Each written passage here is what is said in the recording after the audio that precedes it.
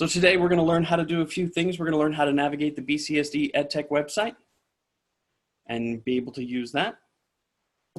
And then we'll know when we're successful when we've used the website, identified useful extensions, and created a Google site for your classroom for the 2020-21 school year. So let me come out of this real quick. If you don't already know, go.bcsd.com/DFP. This is a website that was built by a group of more than 60 educators to help you with everything that you need. There's 8 main categories: grade level lessons, you probably know what's there, EdTech guides and tutorials. This is a great new section that was just added recently, how-to tutorials for kids. So if you want to drop in a video of how to use a trackpad for your 3rd grade students who didn't use it very much in 2nd grade, there's some great videos in there. Google Classroom Guide, if you have any sort of specific questions for Google Classroom, you can see that there's all kinds of great items in here. Family communication is coming soon. We'll be using Aries to communicate with families. That's a work in progress. SEL lessons. Virtual Summer Institute is where we're going to park all of our content once we're done presenting, all of our recorded sessions. So if you missed out on something you want to revisit, you'll be able to do that. And Zoom. I'm going to do a little 30-second pitch for this right here. I clicked on Zoom. I'm going to scroll down. This image right here and this button takes you to a 45-minute webinar presented by a teacher of how to use some of the features of Zoom if you're not familiar with it. So it's presented in a way that you can skip along and go to the part you want to go to, but it's super useful. Me having used Zoom from March until June and then using it with other teachers as we plan this, I learned a lot by just watching this quick webinar. But if you don't want to sit through a whole 45 minutes, down here we've got little short 2, 3, 6-minute videos that will help you do all of those advanced Zoom features that we have.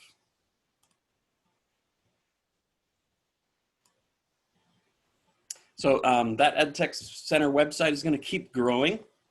It's not going to stay stagnant, and we're going to add more.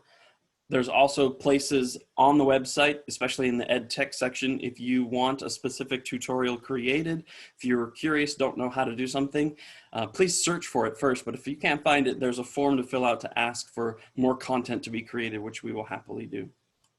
Chris, I just wanted to remind everybody, if you didn't already notice, this session is being recorded. We just wanted to let you know. If it is posted, I do not believe it will show you as a participant, but we just wanted to let you know that it's being recorded in case anybody objects to it or has any issues. Go ahead and message me privately, but it's mostly just being recorded for people for reference. Yeah, there are going to be some people who have not been able to sign up for the tech classes, or maybe for math or for science, and they had other things that they were doing. They had scheduled conflicts or were unable to attend Virtual Summer Institute due to internet or some things that are happening at home. So we're just providing a kind of like a recorded session for that way they don't miss out on the education that they needed specifically for this, the training, and where all the resources are. So thank you very much. And if you truly don't want your face to be seen, I mean, it's only going to be recording pretty much Chris, but if you don't, you can always just say, hey, I'm just going to go to my start video and then just turn it off. But you know, that's again up to you. And no, we're not going to send you guys off to the state government and say, hey, look at what we did with our teachers. All right, and I have minimized my chat window because it's very distracting to try and read and talk at the same time. So Al, feel free to jump in if someone has an important point that they've brought up. So today's session, we're working on 4 main assumptions. You already know how to use Google Drive. You might not be able to teach your own class, but you know how to use it to get what you need done. The second is you know how to create a Google Classroom. Again, you might not know how to teach a class on it, but you know how to basically use it. You're comfortable with the basics of using all the Google suite of apps, docs, slides, maybe sheets, maybe not. but you're familiar with the creating, sharing, and editing part of that. And this is my most favorite thing of all. Point number 4, you know how to search for your answer on Google. If you don't know something, you are empowered to be able to search for it. You don't just sit there and say, well, I guess I don't know the answer to that. You can always use Google to find your answers. So everything that we're going to do in the slideshow is demonstrated on the Edtech website. But I'm going through these slides at the beginning, but very quickly I'm going to be off the slide demonstrating how to do things. If you have 2 pieces of technology, 2 computers, it'd be great to have Zoom on one and to be able to participate with the other one. If you don't, it might be useful to minimize your Zoom screen so that way you can follow along as we go. All right. First step, Google Classroom. Let's get out of this slideshow. So I'm going to open up my Google Classroom, and in another tab, I'm going to open up zoom.us.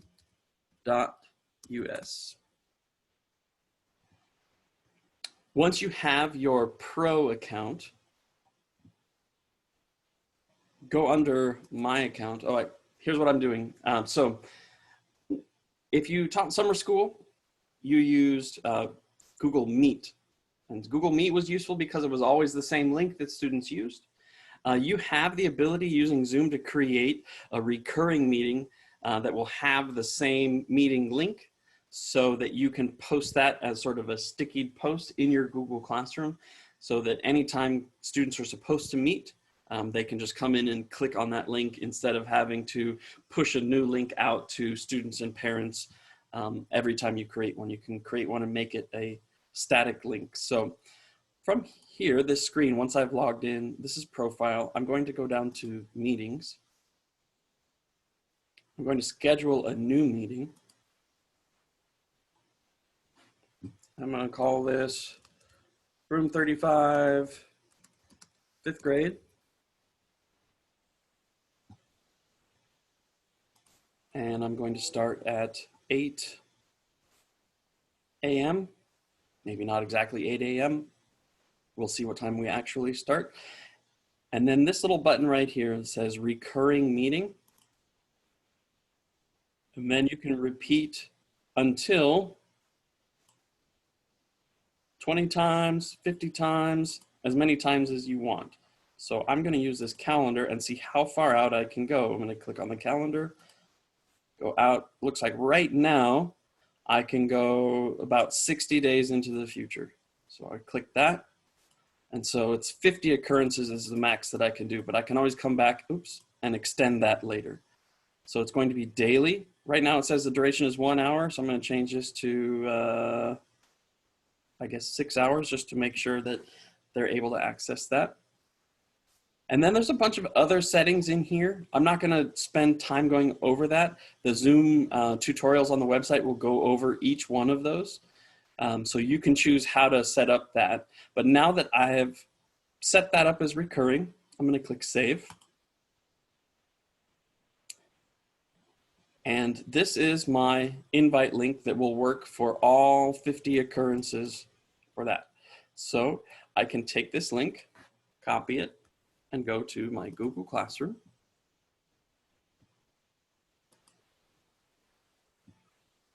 Now I'm going to click on Classwork. Click on Create, Material, and then I'm going to call this our Zoom meeting link. Add link. Paste into there, add link. Now, if I put no topic on this assignment, it is going to live at the top of my Google Classroom. So I can click post right there. And now what do you know? There it is, Zoom meeting link at the top. Students will be able to click on that every time. And if I want to, I can go back to my stream and post that and put that wherever I'd like to put that. So again, to do that, log into Zoom, click on meetings, make it a recurring meeting, put it as far out as you can, and go on from there.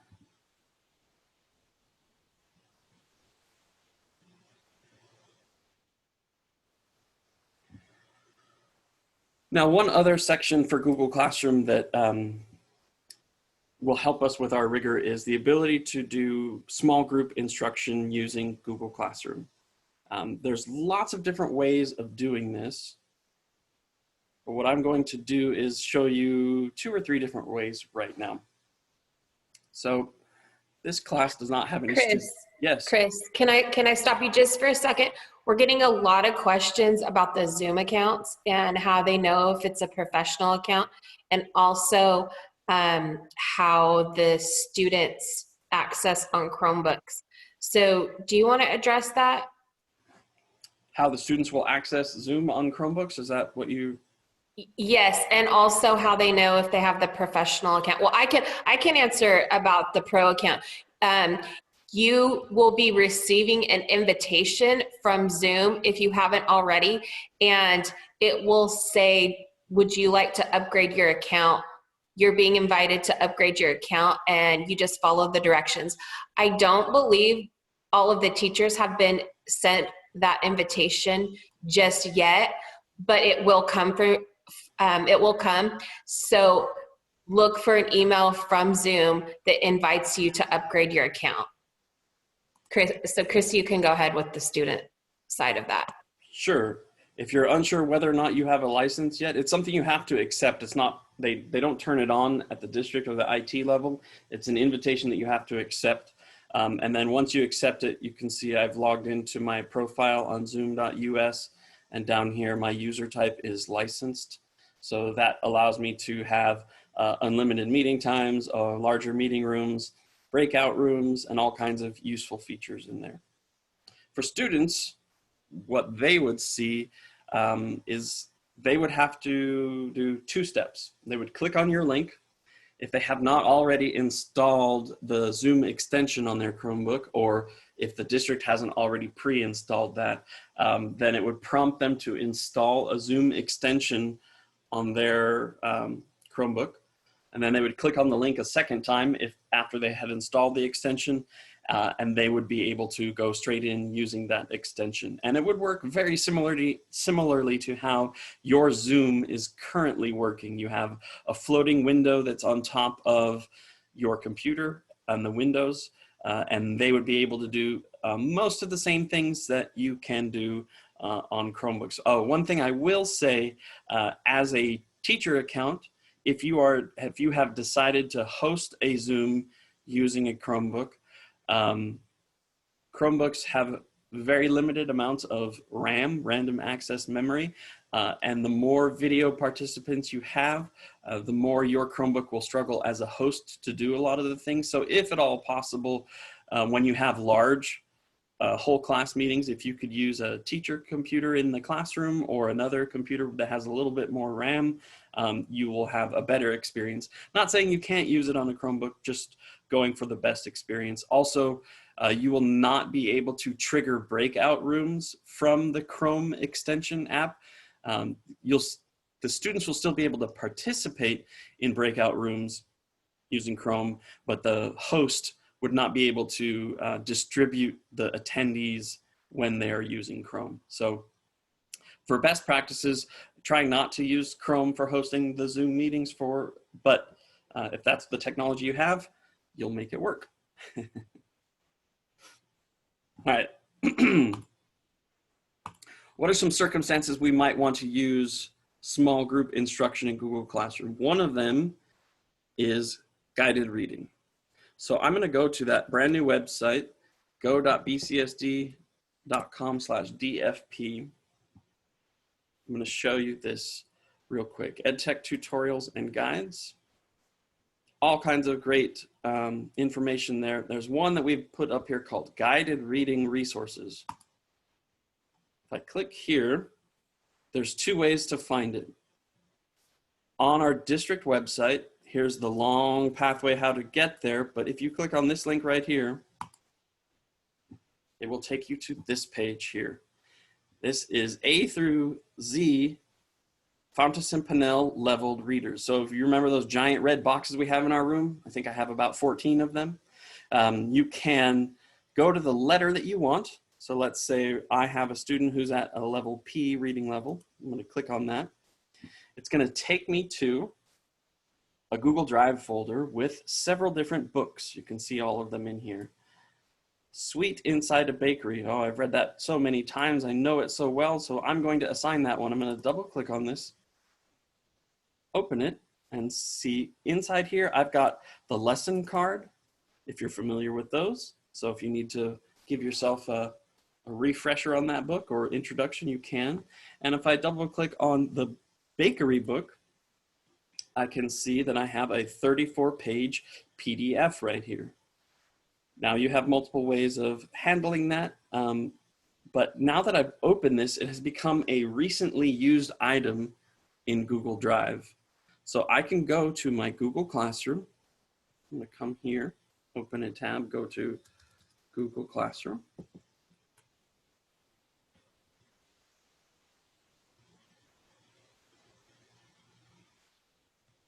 Oh, I have an aside that I want to share right after this. I'll remember that. So I'm going to use my classroom with students. I'm going to use the expanding tech classroom. I'm going to go over to classwork. I'm going to click create. I'm going to make this one a material because I don't need them to answer any questions just yet. I just want them to be able to read the book. So this is Inside a Bakery book. Click Add, Google Drive. And right here in this Recent tab, you'll see, okay, that didn't work. It didn't show up even though I opened it. Have no fear. We can come back to my tab. From this section right here, I can click on this link button. Do you see this link button? When I hover over it, it changes color. If I click on that, I'll be able to make sure right here it says anyone with the link can view and anyone at BCSD can view. You don't need to change anything. We're not the owner of that. But all we have to do is click on copy link right here. If this wasn't anyone can view and it was yours, you would have to change that. But that's for another training. So I've copied that link. I'm going to go back to my Google Classroom tab, click Add Link,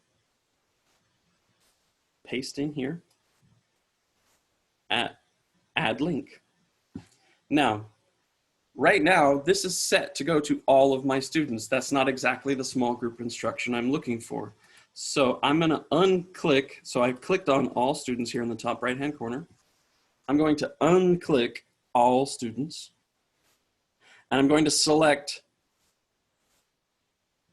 my small group of students that I want. So now I've selected 5 students in my group. And to keep things organized on my end, I'm going to give this a topic. So I'm going to click Create a Topic, and I'm going to call this the Green Reading Group. Now when I click Post, it's going to say, hey, that book is not in your Google Drive. You don't have permission to attach it. Do you want to copy it? And I'll say, yes, thank you, Google Classroom, for doing that for me. Please copy it.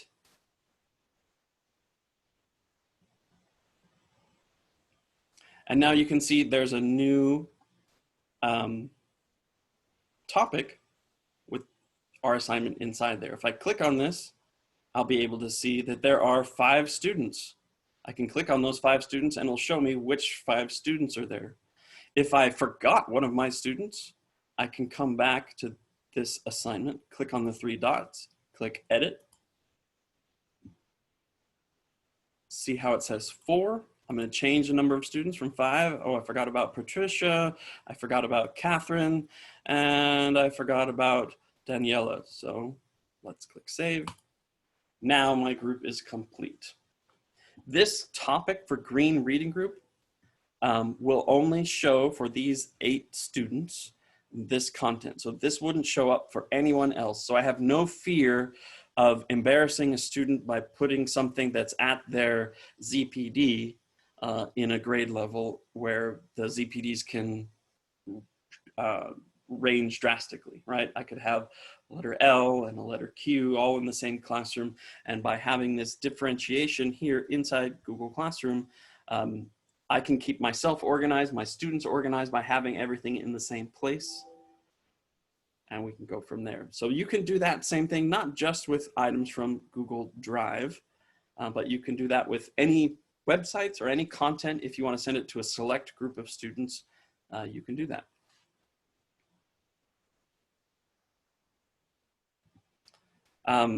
Topics is a great way of organizing your Google Classroom. For a lot of people who are first using Google Classroom, they just end up with a bunch of links inside Google Classroom. There's lots of different ways how to organize it, and there's some tutorials inside our DFP website that will go over how to create topics and some suggestions of how you might organize your content. So I'm not going to get into the weeds of telling you how to organize anything, but do organize it in a way that makes sense to you, so that way it's not just a giant list of links for assignments.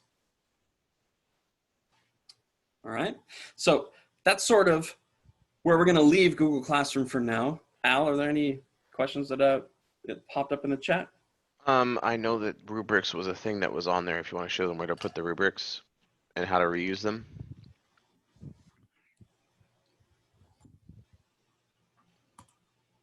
Sure. So rubrics are great for giving feedback for students. So there's a couple different things that I'm going to go over for feedback. Rubrics was one of the last ones that I was going to go over, but the first thing I want to talk about for feedback and monitoring, we're going to switch over to feedback and monitoring now.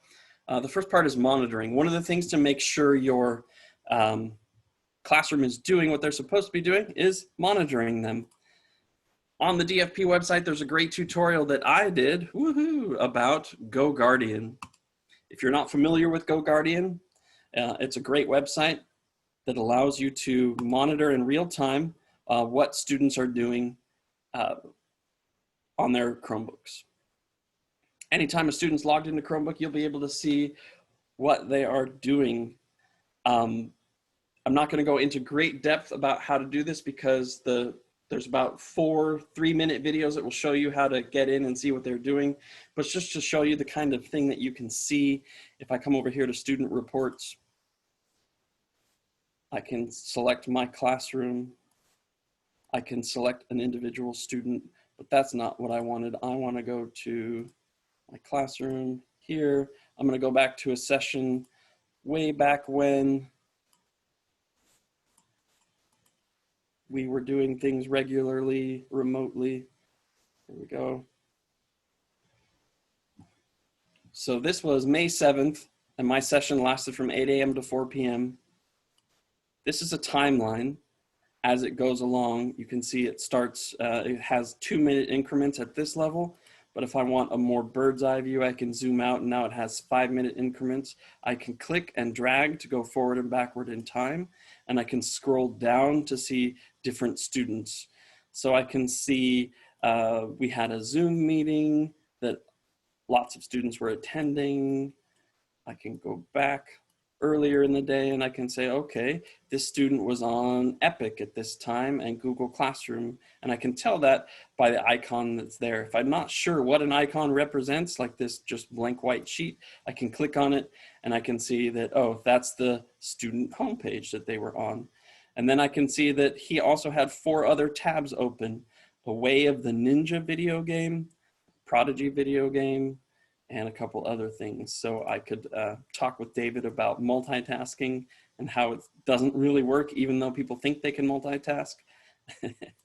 So that's one way of seeing what your students are up to.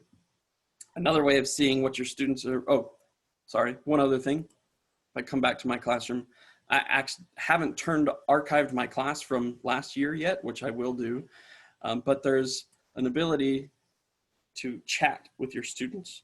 So I don't have any students logged in right now because they're enjoying their summer. But if I turned on this chat, I would be able to chat in real time with students and have a record of it inside GoGuardian.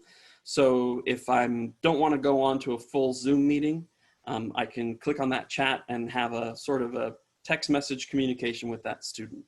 They'd be able to respond if they chose.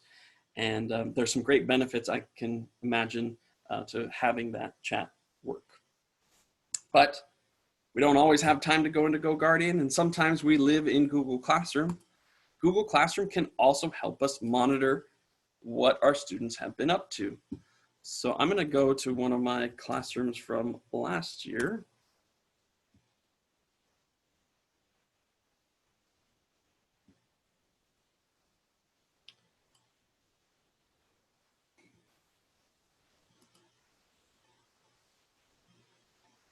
And go to an assignment that we did over here. All right, so I'm going to view this assignment. And I want to see how long Sophia worked on this assignment. So I'm going to click on this. It's going to open in a new tab. This is the grading tab, which you're probably very familiar with, but I want to see the version history of this. So I'm going to click on this little rectangle or square with an arrow on it that's going to pop out of the grading window and go to the docs window. And right up here on the top, last edit was made, and you can open the version history by clicking on that. And we can see that, okay, she started working on it at 3:30. I can expand this, and I can see how many minutes it took her as she was working on this. And if you see a steady stream, so she started working on this at 2:57 until 3:30. So that took her 45 minutes to reach completion at that point. So that also gives you a good idea of how long your students are on task for that. And that's one way of seeing that. Also for middle school, other teachers, if your student is copying and pasting from another website, you would easily see something where there's just all of a sudden, all of this text shows up, and then you'd be able to see that perhaps that beautiful poetry composition that they have for you is not their original creation. Another way of giving feedback is Screencastify.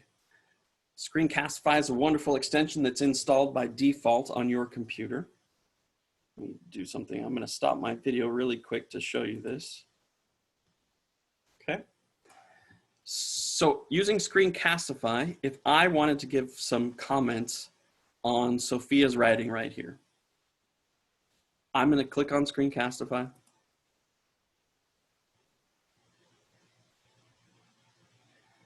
I can embed my webcam if I want to. I don't have to. I can just record my voice if I wanted to, or I can record the tab. Your choice of how you do that. There's some great tutorials on the DFP website for how to use Screencastify. But I'm going to click on record.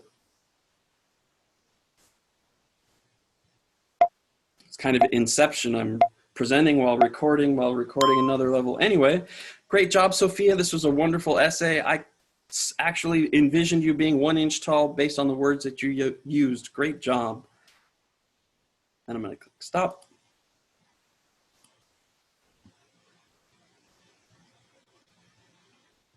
So this is the video preview of what I recorded. I can copy the shareable link. If I click on more options, I'm going to change this because I don't want it to be private. I want it to be public at BCSD. So anyone with a BCSD account will be able to see it.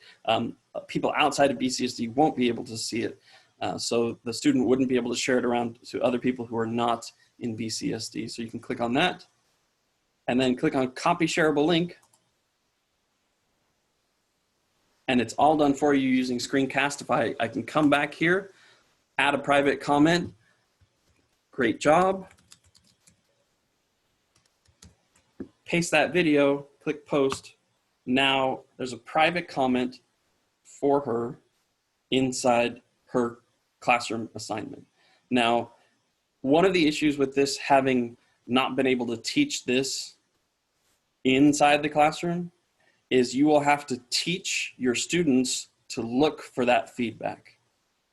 So I gave that to Sophia. Where is she? Here she is. That private comment didn't show up there. There it is. It just took a little bit.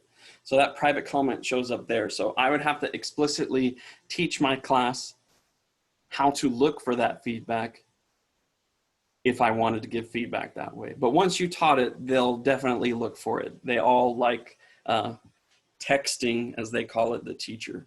So if they just click on that link, it'll take them to that video that has your head floating somewhere and their article there, so you can give them that feedback. So that's one way of feedback. And the last real quick thing on feedback before we move on to the core part of our lesson is rubrics.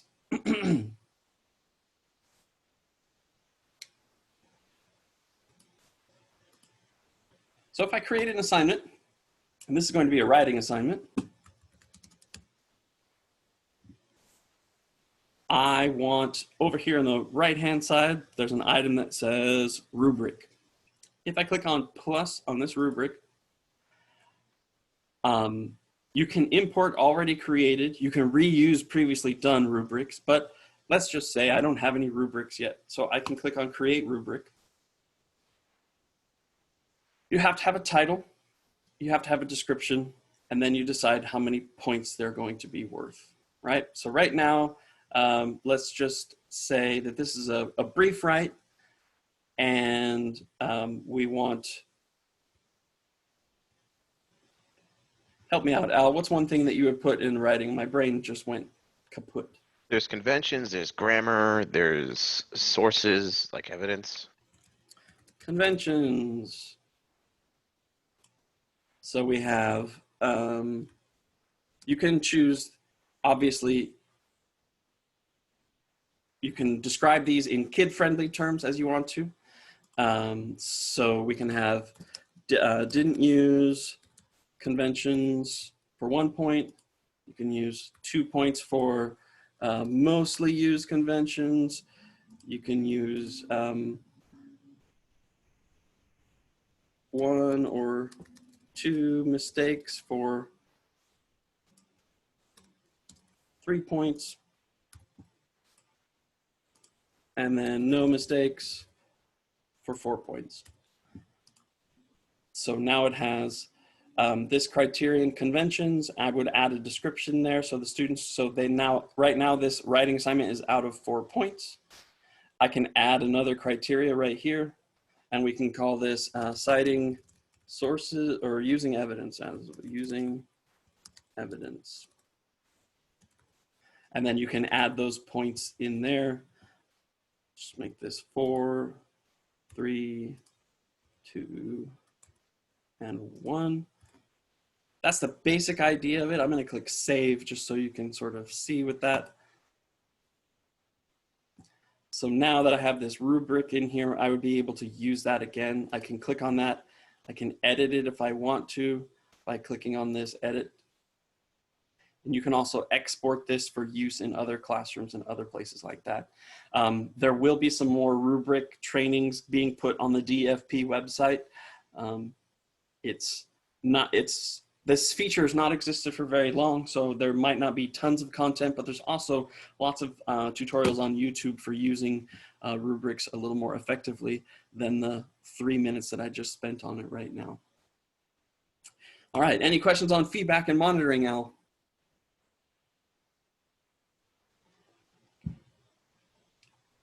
I'll take that as a no. All right, now comes the part where you work along with me, because Google Sites is an awesome, awesome tool to have for communication. Chris, I'm sorry. We did have a question about the rubrics. Can the rubric be set up so that it can be repeatedly used instead of having to set it up each time? Yes. Let's see here. That's not the tab I just closed. Here we go. So this was the writing one that I just did with that rubric, right? So I'm going to create a new one, make an assignment. I'm going to call it writing 2.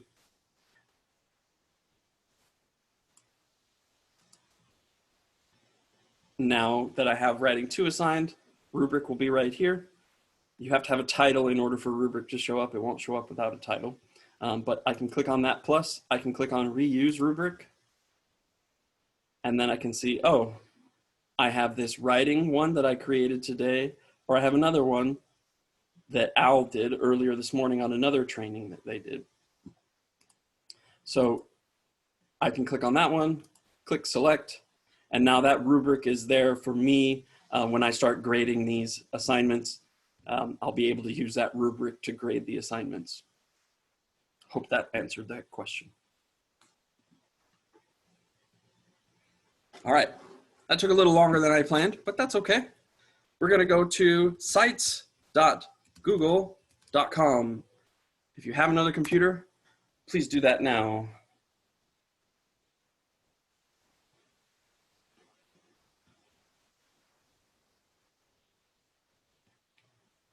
Once you go to sites, I personally like working in the new Google Sites by clicking on this new Google Sites button in the bottom left-hand corner.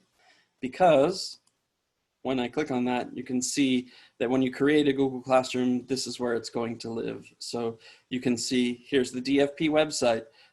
Did you like the look of that? We made it all using Google Sites. Here's some other ones that we made from teachers in the past. Mrs. Pacheco made this one right here. Let's open it and see it. You won't have this on your screen because you didn't make it, but she shared it with me. You can see that she made a Google Classroom or a Google site for her class. She has a banner here at the top to tell them a new assignment was added. She has a whole section in here of ways of communicating and wonderful stuff like that. What are some other examples? Well, we can go to our Google Classroom that Al invited you to be part of.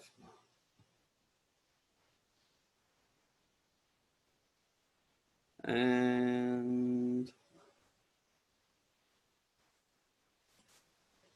go to the stream. It was there at one point. Here we go. We've got Al's Egypt website. So I'm going to click on that and show you.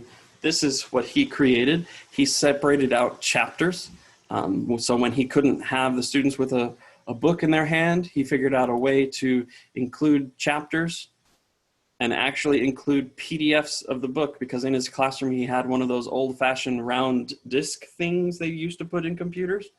And he was able to get the PDFs off of that and put them up on the website for students to read. And he was also able to get the MP3s from the audio CD and load those onto the website as well so that the kids could listen to it as they went along. So that's pretty useful. Here's a different teacher at a different school site way far away who made a 2nd grade page, all about me page, educational history. She decided to make a student gallery section, which was interesting, like her poetry slam section. She had a bunch of information there for her parents and students. So why Google Sites? It's one extra key on your key ring of communication. So Google Classroom is very useful for tracking assignments and for communicating with students individually, but parents don't always understand Google Classroom. Google Sites is it's a fantastic way to easily create a website. There's lots of different ways you could create a website. In fact, right here we have this Ms. Gonzalez. She's on our tech team, Bethany Gonzalez. She's fantastic. She made a website outside of Google Sites that's a little more, has a few more bells and whistles, but she has a whole parent section in here. She has information for them like the lunch menu, the boundaries of the school, well, bedtimes for their kids, all kinds of fun stuff. And she also has a link to Class Dojo. So we'll be using Parent Square instead of Class Dojo this year. So her website will be updated. But then she shares items with other teachers on her grade levels in lessons and resources. She has links when she shares with other people. And anytime she wants to add something, it's as easy as uploading an image and creating a link. So we're going to practice that today. So we went to sites.google.com.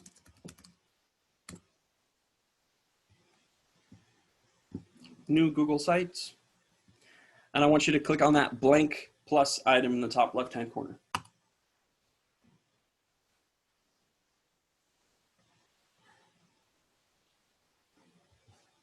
Oh, I just realized my video was off that whole time after I recorded. If you don't want to see me, sorry. Anyway, first thing you have to do is give your site a title. So I'm going to call this Mr. Dane's 5th grade.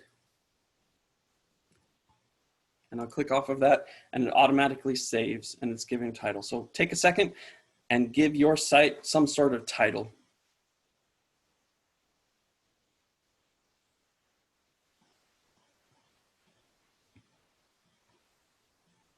All right, now that you have some sort of title, we're going to publish our website so that it can be seen by parents on whatever device they prefer. So I know most of them use cell phones, smartphones. So when I click on publish up here in the top right-hand corner, it says publish. It's going to ask me what I want my URL to be. So down here, you can see that the first part is non-negotiable. It's going to be sites.google.com/bcsd.com/ and then I can change this to be whatever I want to. If I want it to be super short, I can experiment and see what's available. MRD is available. So if I wanted that as my URL, I could change that as my URL, or I could keep the default one, whatever they gave me, which was Mr. Dane's 5th grade. So I will say that you are in competition with 1,400 other teachers in the district. Once a URL is taken, you won't be able to use it. So you want to go with something that's as unique as you can. And there's no limit to how many sites you can make. So if you want to make a different site for other things, you can, just letting you know that. Underneath that web address section is this vital part right here. Who can view my site? Right now it says anyone at Bakersfield City School District. So unfortunately, that puts parents out of the realm of being able to see it. So we need to click on manage.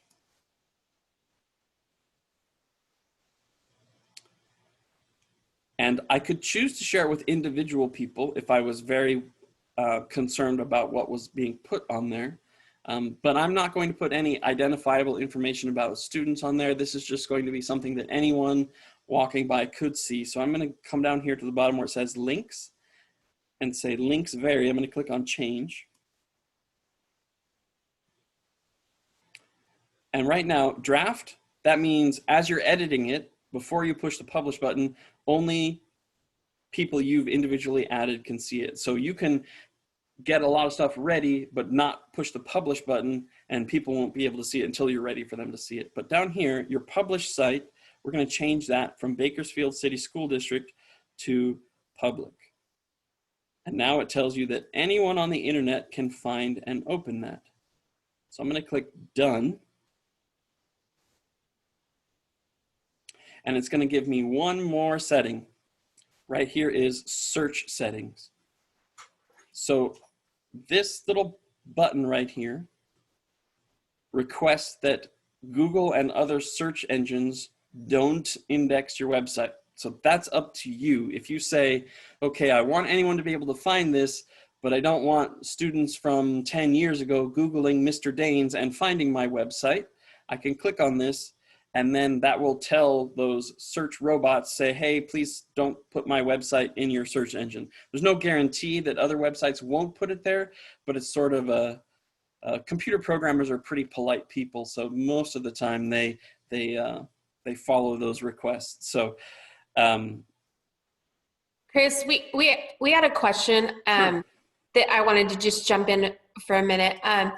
We had a question that asked, can they link the Google Classroom assignments on the site? And so I was just wondering if you could address the best way to answer that question, because I'm thinking the opposite, link the classroom, but I don't even think that's necessary. How would you advise them? I'll tell you what, As soon as I make my next few pages, I'll give you the perfect answer to that question. Well, maybe not the perfect answer, but an answer to that question, okay? So I'm gonna say that I want this search so anyone can find it. I'm gonna click publish. My site's now published. If you were to go to my URL, you would be able to see that. So I only have one page here. I want to change my page title. I'm going to change my title to Welcome to 5th Grade.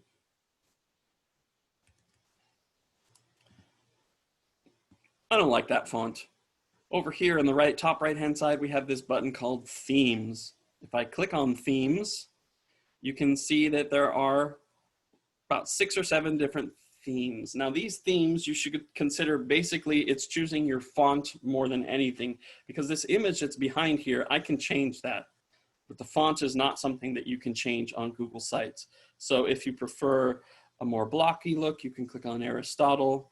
If you like a heavier block version, you can click on Vision. And then you can also pick your color palette down here underneath. If you don't like the blue, you can go with pink or purple or green. You can click on this bucket right here and choose a very specific color. Like if I want drab red, because that's the mood I'm in today, I can choose that one, or I can choose green, the brightest neon green that anyone's ever seen. It's as easy as doing that. So, and anytime you feel like changing, you can change it. So I've got my main page here. I've got a welcome. I want to change my background image because I'm not too big on pine cones. So I can hover over this and click on change image. And I can either upload a picture I already have, or I can select an image. Select an image. This looks very familiar if you're used to using Google Docs or drawings or slides. You can do by gallery that they already have pre-made, but you can also search. So I can search for surfboard. And I can say, oh, yes, that's what I want. And now I have surfboard. And as you can see in the bottom right-hand corner, it says adjusting for readability. And now it has brightened up my picture to make my dark colored font more viewable. I can turn that off if I want it off, or I can turn it back on. That's totally your choice. There's 3 types of headers you can choose from. You can have a cover where your whole page is an image. You can have a large banner, which is slightly bigger, as you can see if I click on that. You can have a small banner, which I had before, or you can have a title only. Unfortunately, one of the drawbacks, because Google Sites is so easy, it's a little limited to how you can set up some of these pages, but that's okay, because the most important part is communicating the content, not necessarily what it looks like.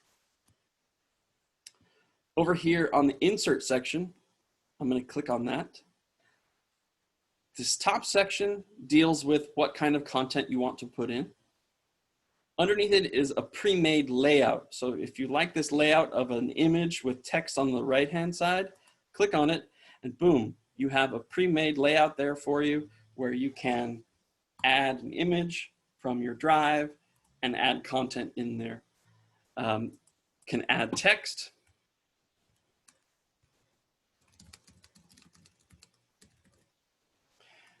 If I don't like that font competing with size with the headline, I can click on this, change it from title to heading, and it will make it smaller. I can add more text in there. Go from there. If I want to add a button, I can scroll down here. There's a button. I click on it. I need a name for my button, and I'm going to click student homepage. And then the link, one thing students might be accessing from a non-Chromebook. And if your students are anything like mine, when they're not near a Chromebook, they don't know how to use the internet because they don't have this screen in front of them. I have this bookmark so I can share it with them. So then I'll go back to my website here, paste that link in, insert. Now I have a button. I can click and expand and make it a big button. I can make it a really big button, or I can make it a small button. and I can drag it around and decide, okay, I want to put that under right here. Now I could put an image of that page right there, and they'll know that they'll be able to click on that in order to find the student homepage. That's just one example of using a button. You also have the ability to embed YouTube videos, embed doc files, embed slide files, embed all kinds of things. In fact, what I'd like to show you right now is that Google Classroom setting. So first thing I'm going to do is go to Pages.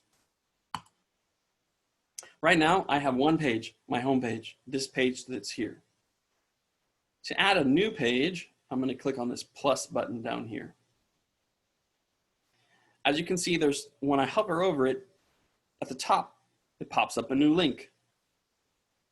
If I click on that, it's going to create a page based on a link. It won't go to a page on my website. So I'm going to click on New Page first, and I'm going to call this my About Mr. Danes page. I'm going to click Done. So I now have, as you can see at the top, my navigation has grown because I have a home page and an About Mr. Danes page. So I can include any content that I want in here about me. Let's make another page. I'm going to clearly have a page about math. Click Done. I have math. Let's say that I wanted to separate by week all kinds of content that I have here in math. So I can come to this math page, click on this triple dot menu, and click on Add Subpage. And I can call this Week 1. Done. So now it will nest in those pages right there. As you can see in the navigation up here, when I hover over math, there's now a Week 1 math section. If I decide that I want to load this in advance and I don't want students to see it yet, I can click on the triple dot right here and click on Hide from Navigation. So now that page exists and I could link to that page, but because it's not in my navigation and there's no links to it on my website yet, it's essentially hidden from other people. I could still manually send that link out to people and they'd be able to access it once I publish the website. But by hiding it from navigation, you're hiding the direct access to that page if you don't want them to have access to it. One super useful tool that we can do with this is to include our Google Classroom assignment. So I'm going to click New Page one more time, and I'm going to call this Google Classroom. I'm going to click Done. Except I spelled it wrong. I forgot an O. Easy to change. All I have to do is click on the triple dots, click on Properties, and go in and fix my spelling mistake. If I really like a page, I can also duplicate it, and I'll show you that in a second. But this is my Google Classroom page. There's one main thing that I want on this page. I want to put my Google Classroom calendar on this page. What does that mean? I'll show you. So I'm going to come over here to Insert, and I am going to click on Placeholder.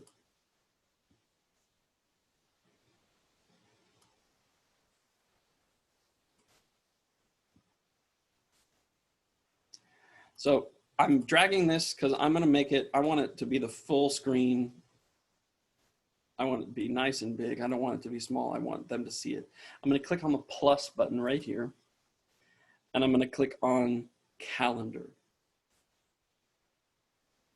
So over here on this side are going to be the calendars that I have.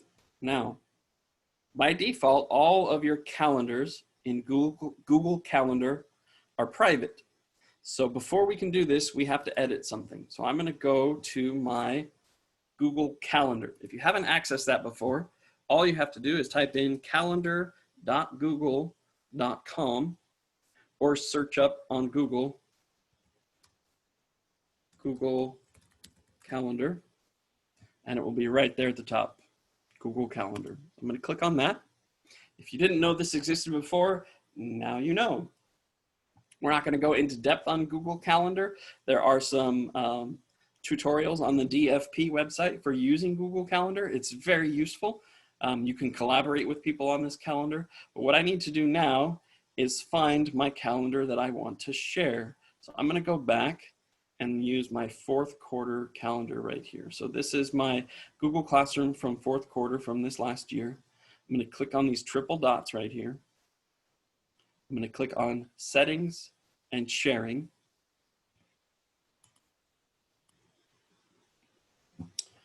So this would allow me to change any of the naming settings, any of those things. I don't have to worry about that. But what I want to do is come down here and I want to click on this item right here that says make available to the public. And it will give you a warning. It says making it will allow them to see all visible events to the world, including via Google search. Are you sure? And I'm going to say, okay. Now, you do not have to worry about any of your students' private information showing up because I'll show you what this will look like. So there's only two options as far as what they can see. They can either see all details or only free, busy, or hide. Because of the way Google Classroom works, we don't really schedule assignments for a specific time of window. We have a due date. So I'm going to click on See All Event Details. All right, so now that's made public. This shares automatically when I clicked on that. So I'm going to go back to my site. I'm going to click on Add Calendar. I'm going to find my fourth quarter calendar that I made publicly visible. And I'm going to click Insert. So I'm going to click on Preview real quick. So up here in the top, if you look at this laptop slash tablet view, you can preview your website. So without having to publish, you'll be able to preview this page. So right now, if I publish my page, this is what people would be able to see. So if I click on month here, and I go back in time, since this quarter is over, I can see, okay, in April, on April 28th, there were 3 assignments, plus these 2, so 5 assignments. So if I click on that, I can see each one of these assignments. And if I click on that assignment, I can see the description that I typed in as a teacher. So whatever my instructions are in the description of the Google Classroom assignment will be visible by the public, by the parents. If you click on more details, it will take me to this Google Calendar app, and the students would actually be able to click on this link here if they're a part of that Google Classroom and go straight to the Google Classroom.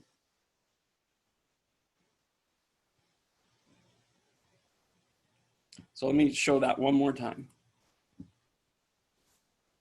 I'm going to leave my preview.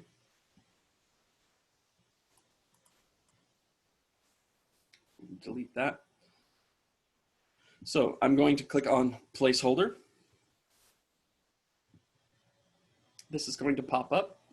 I can resize this anytime I want to. So just to show you, I'm going to do it small for right now. I'm going to click on plus, click on calendar, find the calendar I shared. But how do I make a calendar public? I go to calendar.google.com. Find the calendar that I want to share. So by default, anytime you make a Google Classroom, it's going to create a Google Calendar. So if you have a lot of them and you don't want them anymore, you can unsubscribe or you can get them rid of that, and it won't be in your calendar if you have too many. But click on the triple dot of that calendar. Click on Settings and Sharing. Scroll on down to Make Available to Public and make sure they can see all event details. So now that I've made that setting, I'm going to go back to my Google site, click on plus, click on calendar. Over here, find my fourth quarter calendar, click insert. And there is my calendar.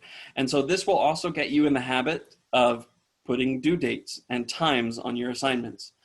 Because, let's go to preview so you can see how they can see this. If I go back to month view,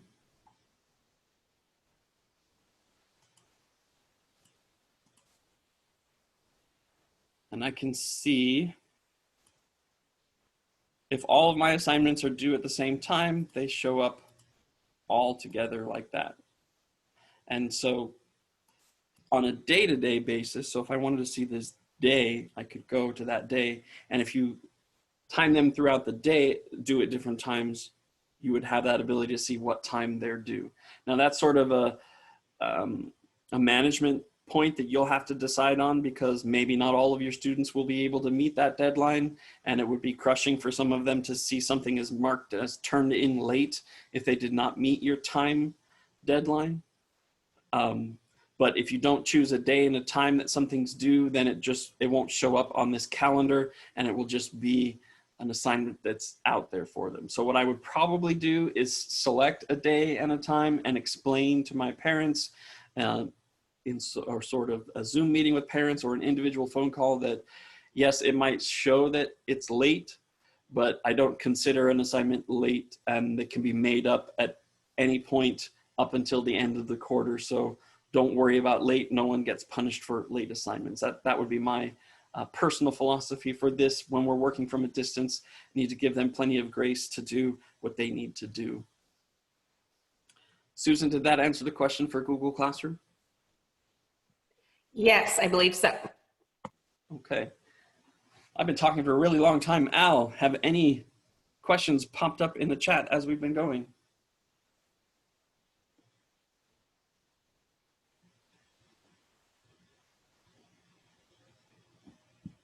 Okay. I don't think so. I've been watching as well. Kara was asking if parents can see if an assignment was turned in or not on the Google website under calendar. So parents would not be able to see from the calendar whether or not something's turned in, because it does not show individual students. It just shows the calendar of assignments that's been given inside the classroom. So if the parent could very well look and see what's due today, ask the student, did you do your Achieve 3000 article on Happy Meals? And the student can say, yeah, I did. The parent could say, well, open up Google Classroom and show me, or the parent could trust them, or from there. But as far as whether they can see from this assignment here or this website using this calendar insert into your Google site, no, they wouldn't be able to see that. Currently, I'm unsure about the new parent communication tool that is going to be used in the district, of its capabilities. So when we know more about that, I will be able to answer questions about that. But for now, I would just suggest to parents to have their students open up Google Classroom so they can see what's due that day, or they can check the calendar on your website and communicate with their students if you're looking for that parent support. Chris, could you just address really quick clarification on why you would do sites instead of not just classroom? Sure. So Google Classroom has a very specific way that you're able to see everything. It has its layout. It has a stream that you can communicate with students, and it has a section where you can have classwork, and you can have documents turned in and given back to you. But your Google Classroom is limited to your students with a BCSD account. Your parents aren't always going to want to log in as a student to see some of your items. So if you wanted to make something available to parents in more than just an email, if you wanted to put resources for parents, if you wanted to put upcoming news and upcoming events and a way that parents can check in without them having to ask you about something, or if you want to share with all of your parents and share that information. So there's lots of different ways that you could do that. So let's see, what could you do on a Google site that you couldn't do in a Google Classroom? You can make a back to school slide. So you could click on a new page. We can call it back to school. Click done. As you can see right here, back to school has sort of nested underneath math. So if I don't want it under math and I want it to be its own item, I can click and drag that in between these two right here, let go, and back to school now shows up in my navigation up here. So Google Classroom is in my math section. I don't want that, so I'm going to click and drag it and move it to its own. So there it is there. So back to school, what kinds of things would I want about back to school? So I would want my expectations. So I could click insert. I could click this 4 square with text, and I could say right here, click the plus sign, select image, and I'm going to search for alarm clock. Okay, that one's great. I'm going to choose that one, insert. There's my alarm clock. So be on time. School starts at your Chromebook at 8 a.m. If I want Chris, to make that bigger, I can make it bigger. Yes. sorry, Chris. So we have a question, and someone is asking if parents can access Google Classroom even if they don't have a BCSD account. Yes, they can. They get, if you invite the guardians, they get summaries and they can see if things are turned in, but they cannot actually access the classroom, correct? Correct. Because of privacy laws and students on some type of assignment types inside Google Classroom, students can communicate with one another. Guardians can show up and they get a summary email at the end of every day. I have not experienced any parents interested in that in my 6 years of teaching, but I know that some schools and parents have that expectation. To do that, all you have to do is come to the People tab of Google Classroom, find your student, click on Invite Guardian, and you would need to put in their email address there. And then that guardian would get an email from Google Classroom.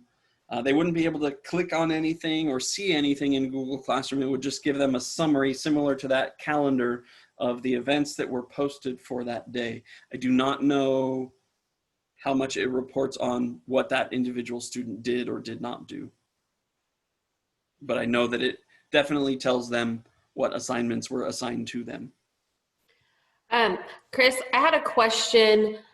Somebody wanted to know how they change the settings on their document in Google Classroom so that parents can see it. I'm not sure I understand what they're asking. Are they talking about a form or a permission slip? To the person who asked that question, you want to clarify?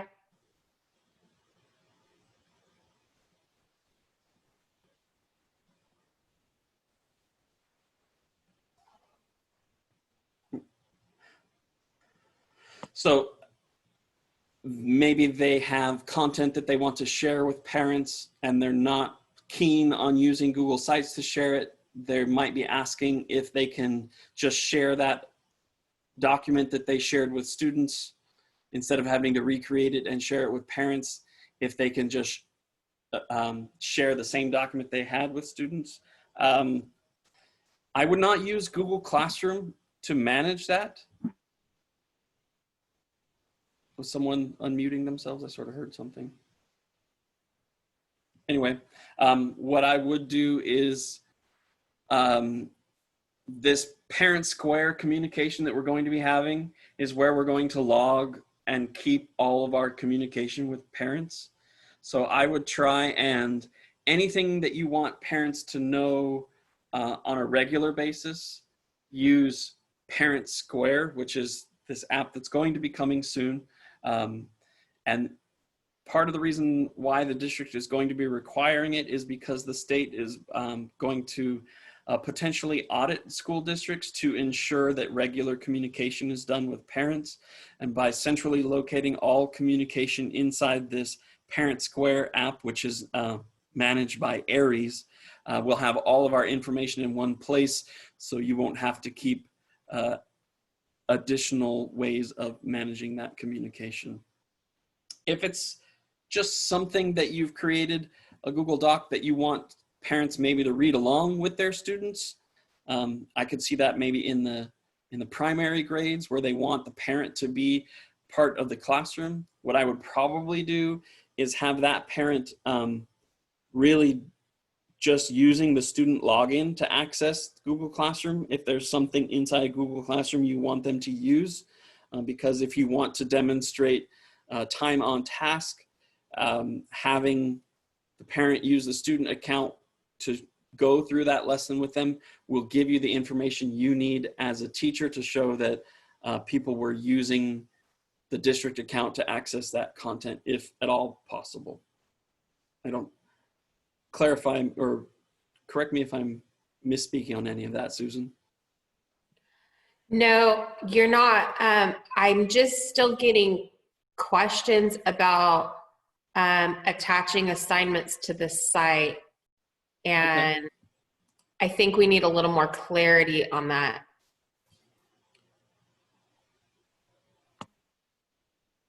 Can you read one of the questions to me so I can?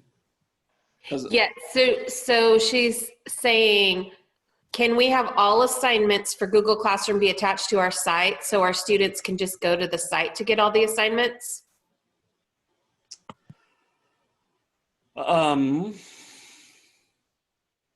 I've used it like that, where when I did this specifically during the distance learning, I would have my media, I would have a video on the left-hand side and on the site with the video of me doing an assignment and showing with a description of how to do something with the math or with graphing or something like that on a Jamboard.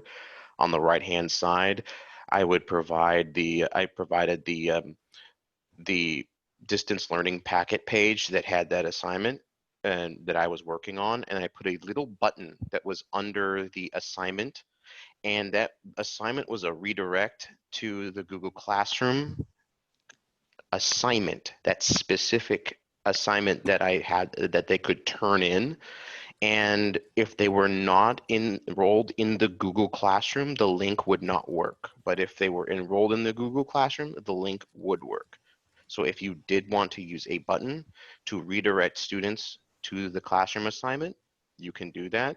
But again, you don't have to. So that's just a thing that's there. So I hope that answers that question. And, so I think a substantial difference is if they're just going to a site, there's really no accountability and monitoring as to who opened it or what they did with it. If it's an assignment or something assigned to the class, to the students in your classroom, then you know who is turning it in and completing it. So there's nothing wrong with linking to your Google Classroom assignment via the site.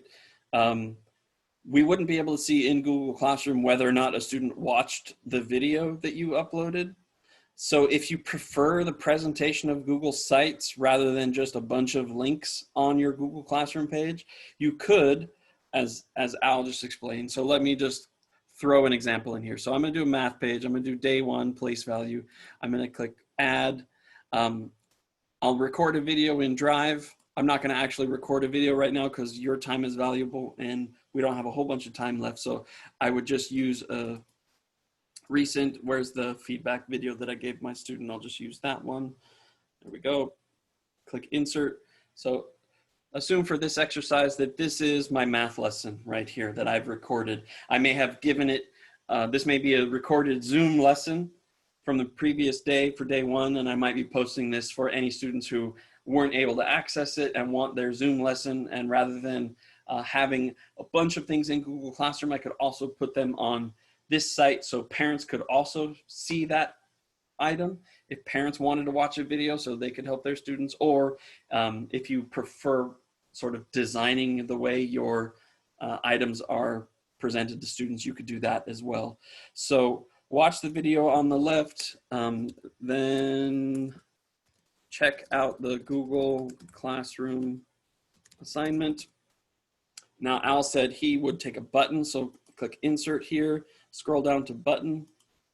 So I need a link in order to get to that button. So what I would do is go to my Google Classroom, go to my classwork, find my assignment in here. So let's see, let's just link to this one, click View Question.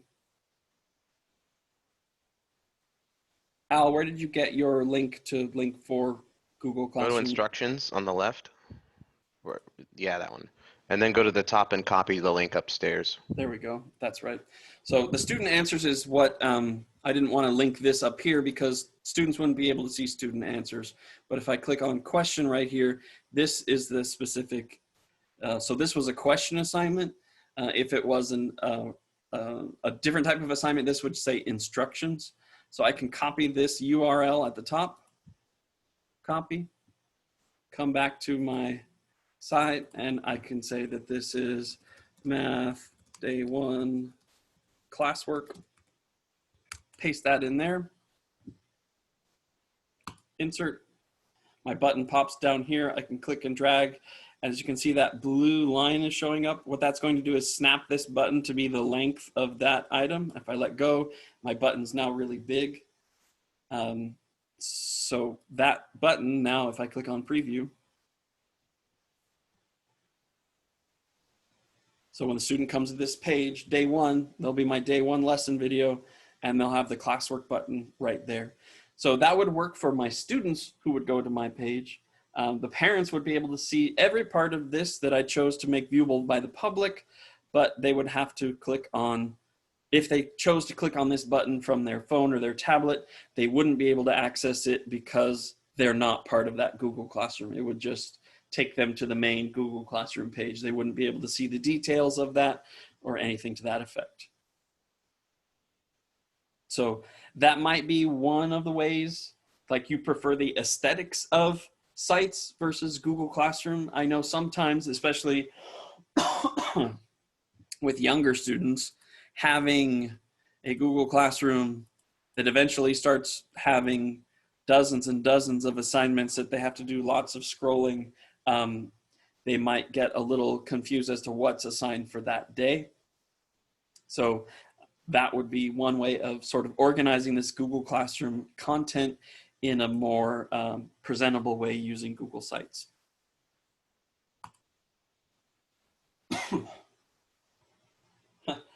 I keep saying the word Google and my phone keeps turning on. It's really funny.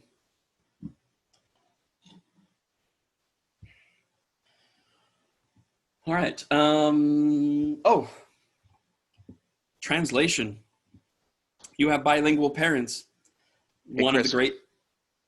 really quickly, could you drop the link really quickly of where to find the guided reading thing for on the site? Sure. So, go.bcsd.com DFP. It's in Edtech guides and tutorials. Scroll down to guided reading resources right here. And I can put this into chat. Oh, show me the chat. Anyway, Al, you can put that in if you want to.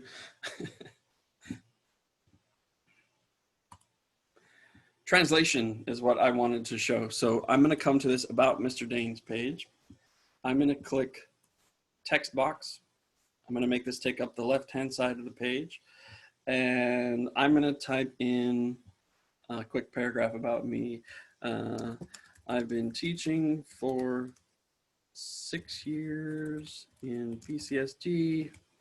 Prior to this, I was a journalist and marketing expert. I'm excited to have you in my class this year. All right, great. So I've got that, but I've got some bilingual parents who might say that they can read that, but really it's a struggle for them to try and read that. If I open a new tab and go to translate.google.com, I have this Chris, I'm sorry. I didn't mean, I hate to interrupt. It's okay. But I just didn't want this question to get too far buried. Someone asked, will linking the benchmark advanced guided reading books also work?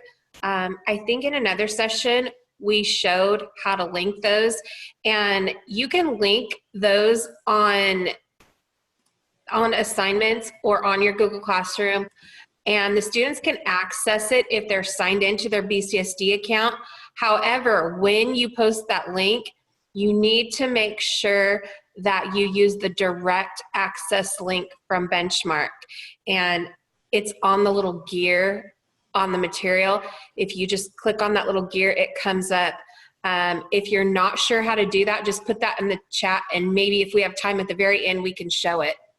The DFP website for guided reading has a 6-minute tutorial to show you how to do that, but just so you understand what she means by gear real quick, this is my Benchmark Advanced site. I'm going to click on English ELA. I'm going to go fast because we still have a couple things we want to go over. Right now, this is all the content in all grade levels. If I scroll down here on the left-hand side, there are the Fountas and Pinnell letters. So if I want to see books that are rated P, I can click on that P, and now my center content will pop up with all grade level content right here, leveled text and resources with the letter P. So if I want to do something about Greece right here, click on the gear, click on create link for direct access, and it's going to say, warning, they need to be signed in, but they won't be able to annotate. And you say, that's fine, I don't care. Copy link is what you want. Copy that link, and with that link, if a student clicks on it, this is what it would look like. It would just take them through Clever, and it would take them straight to that book that they would be able to read. And they'd be able to turn the pages, they would be able to listen to the book with the audio turned on, all that great stuff right there. Anyway, if you want a slower version of that, go to the DFP website. There's a 5-minute video that'll go through step by step that you can pause and go along with it. I'm going back to what I was doing, which was translation. That's right. So I've got my website here. I've got this information. I want to take this text. I'm going to copy it. I'm going to go to my translate.google.com section here. I'm going to paste this right here. And right now it's translating English to English, but I'm going to change that to Spanish. And I could even have it read. He estado enseñando. But we won't do that right now. I click on this copy button right here. Come back. Add a text box. Make it the right-hand side of my screen. Paste in there. Pull up. And now, without too much work, this translation is not perfect, but it's really good. You now have a bilingual website. So you can translate any very specific instructions into Spanish so that your parents would be able to read it, or caretakers of the students. So that website again was translate.google.com. It's 11:40, hour and 40 minutes. We're good, right? All right, extensions. Oh, before I move on to extensions, are there any questions, concerns about Google Sites? Chris, I did have one person share a tip about adding the Clever link to your website, and then the students can get on to Clever. Also, I just wanted to add that I don't know if you know this, as teachers, you can somewhat customize your classes Clever. So you can add things to your classes Clever sign in, and that also makes it easier too. If you want to learn about Clever, when you log into Clever,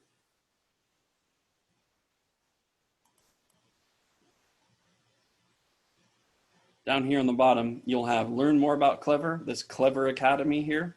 If you click on that, it will teach you all about how to use Clever. Right now, our school district kind of just uses it as a single sign-in source for a lot of the apps. So if you're feeling like you're not ready to learn about new things, it's not super vital that you learn that right now. But if you're ever interested, right here, Clever Academy, that will show you about all the bells and whistles you can have in Clever. You probably see that there's a couple things in my Clever that you don't have in yours if you went on it. It's because it's items that I've added on there for my students. So Clever Academy, want training in Clever, go ahead and go there.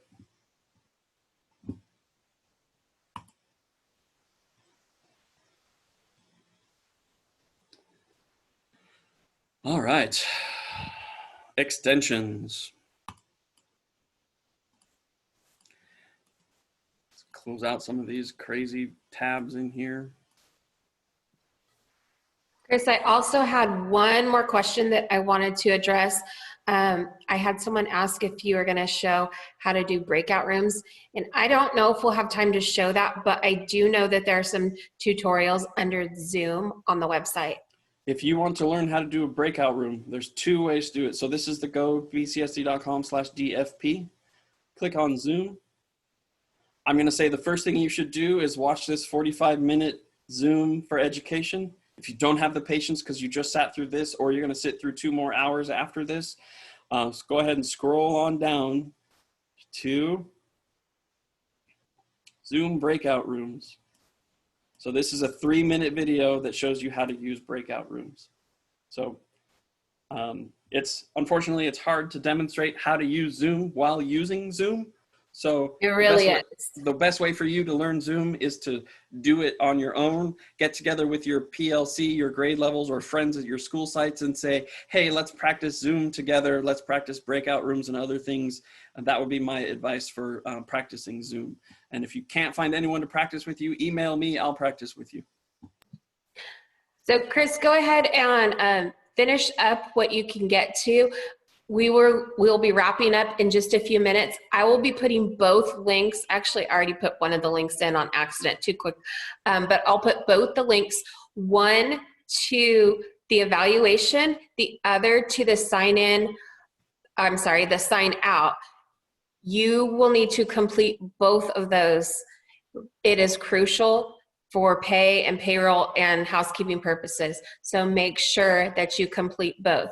So he's going to wrap up really quick, and then I will put those links in the chat. So this is going to be more like an advertisement for extensions rather than a full-on in-depth tutorial about each one. If you come to the DFP website, click on Edtech Guides and Tutorials, and you have right up here at the top next to Chrome is Chrome Extensions. Click on that. Screencastify, you all automatically have installed on your Chromebooks unless you, or on your Chrome when you sign in. So I don't need to go over that. You saw that earlier when I gave feedback. Tab resize is super useful if you struggle with the ability to split your tabs or resizing them. I personally don't use it because Chrome has a built-in effect where if you click, pop out that tab and bring it over to the side, it will snap to that side and you'll be able to do split screen. If that is not something that you're comfortable doing very often and you want something to help you, tab resize will help you do that. And then there was one other one, which is down here, read and write for Chrome.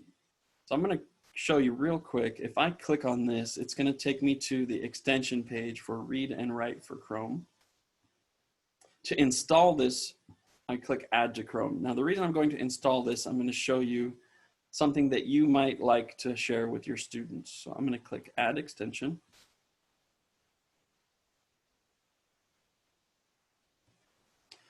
So it's now there. So I'll be able to manage it by clicking on it. So I can use that extension to go to a website like this one. Click on my extension. So right over here, there's premium features, but that's okay because you don't need them.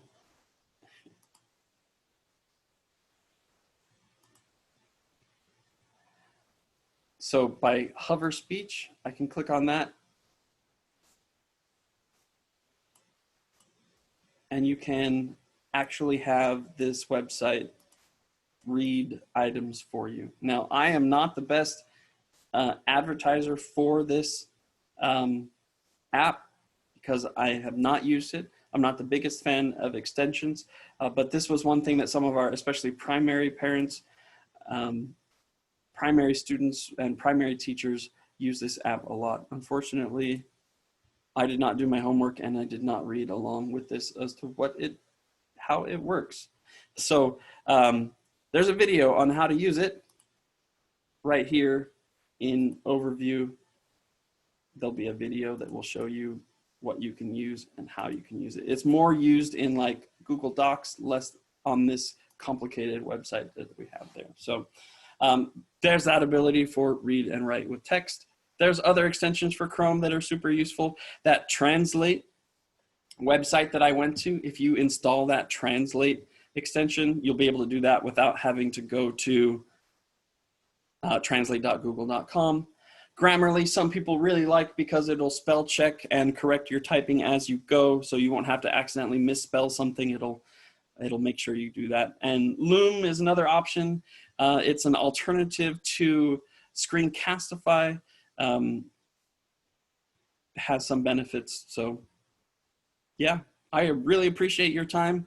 I know it's hard for me to talk for 2 hours, so I'm sure it's hard for you to listen for 2 hours, but I'm here for any last minute questions that you have before we get going and get ready for our next session. So I'm gonna stop my share. You guys got questions? I'm here to answer. Type them in. Okay, I've dropped both links in the chat.